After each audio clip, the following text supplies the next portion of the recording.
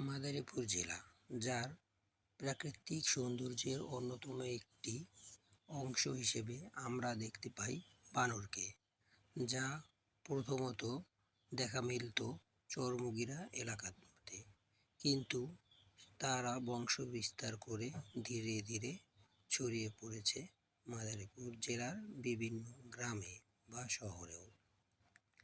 এইখানে দেখা যাচ্ছে সকালবেলা সুন্দর পরিবেশে একটি বানর তার বাচ্চাকে নিয়ে বসে আছে এবং বাচ্চাটি তার মার কোলে নিশ্চিন্তে মনে খেলা করছে বা মার সাথে দুষ্টুমি করছে।